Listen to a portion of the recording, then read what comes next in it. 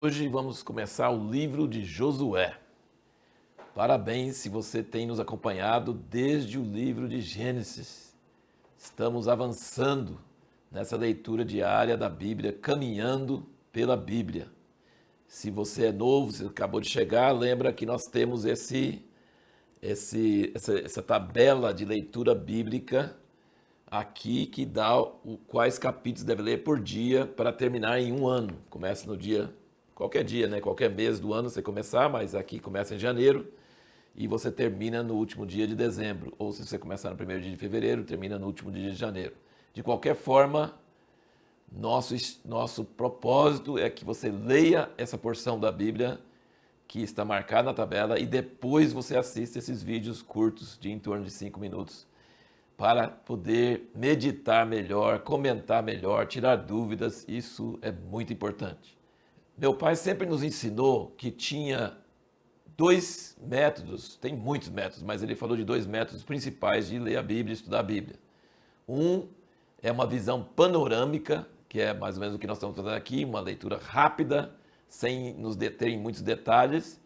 E a outra é uma visão microscópica, uma visão de olhar detalhes e olhar cada coisa e demorar muito e estudar a fundo.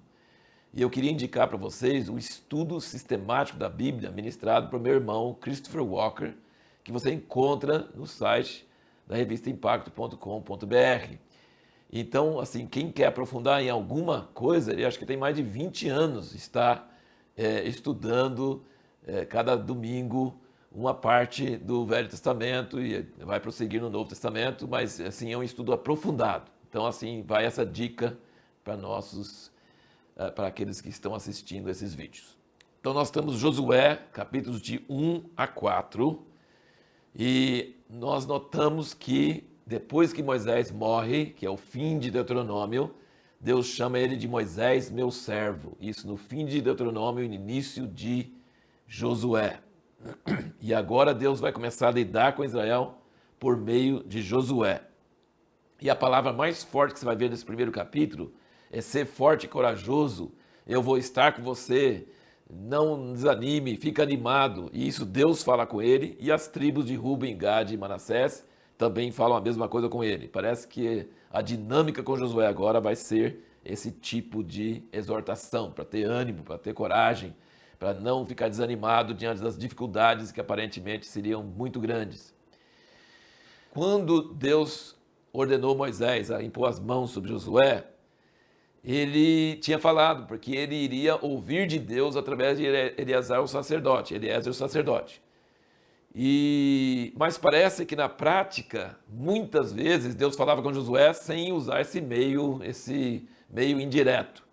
E nós não sabemos como Deus falava, mas que Deus falava, você pode notar aqui em Josué que toda hora Deus está falando com Josué. Não é a mesma coisa, a mesma maneira como Deus falava com Moisés, mas fala com Josué sempre de muitas formas. Agora, uma coisa interessante de você observar nesse primeiro capítulo de Josué, que Deus ordena ele ao estudar o livro da lei. Moisés não tinha livro da lei, foi Moisés que começou a escrever esse livro. Então Moisés dependia ouvir de Deus direto, ele não tinha nenhum livro, nenhuma Bíblia. Mas Josué tinha a Bíblia, tinha o livro da lei que Moisés recebeu de Deus, que Moisés escreveu, e Deus falou com ele: estude esse livro, medite nesse livro, faz de acordo com esse livro, e aí você vai ser bem sucedido em tudo que você fizer. Então, já começa uma maneira diferente de ter comunhão com Deus, não só ouvindo de Deus, mas também prestando atenção no que Deus deixou escrito no seu livro. A pergunta que nós deixamos no último vídeo foi o que é necessário para um líder ser respeitado pelo povo. Como que o povo de Israel, qual foi o fator determinante que fez o povo de Israel respeitar Josué? Moisés, quem podia preencher o lugar de Moisés? Impossível. Como que o povo podia obedecer Josué? E nós vemos que ele foi ordenado por Deus, imposto as mãos, ele ouvia de Deus, ele obedecia a Deus, mas o que fez o povo obedecer e respeitar ele é que o que ele ordenava, Deus confirmava. Ele falou, vai, faz assim, e o Jordão abriu. Quem não vai respeitar Josué depois disso? Ele foi ordenado, ótimo.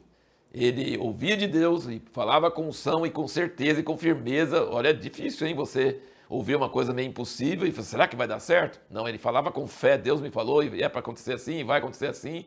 Mas Deus confirmava. E o que ele falava, Deus respeitava, Deus fazia. E aí o povo obedecia. Então, uma liderança espiritual, até hoje, não pode só ser ordenado, não pode só ouvir de Deus, não pode só falar com coragem, mas precisa ter a autenticação de Deus. Isso dá realmente o respeito e a autoridade espiritual. Alguns detalhes importantes. Moisés usava sempre o cajado para fazer milagres, trazer as pestes sobre o Egito, para abrir o Mar Vermelho, e inclusive o cajado de Arão que floresceu. Mas você vê que Josué não usa cajado. O que acontece com Josué? Deus sempre manda ele pôr a arca na frente. Gente, a arca era para ficar no tabernáculo, não era?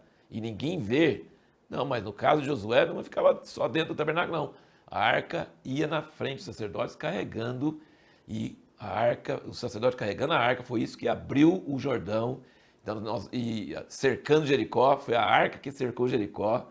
Então você vê que realmente no caso de Josué, essa arca representava a presença de Deus. Não era um cajado como com Moisés, mas era a arca.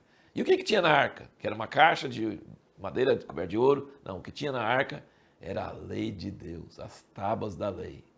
E o que era colocado perto da arca? A Torá, o livro que Moisés tinha escrito. Então, com Josué, tinha essa questão do testemunho da palavra escrita. Agora, pensa sobre esses dois espias que foram lá. Eles espiaram alguma coisa? Não. Eles só ouviram o testemunho de Raabe, uma prostituta. Já pensou? Eles não espiaram a terra, como os outros espiões que tinham ido 40 anos antes. Não. Eles ouviram o testemunho de Raabe. Raabe diz que o povo está morrendo de medo.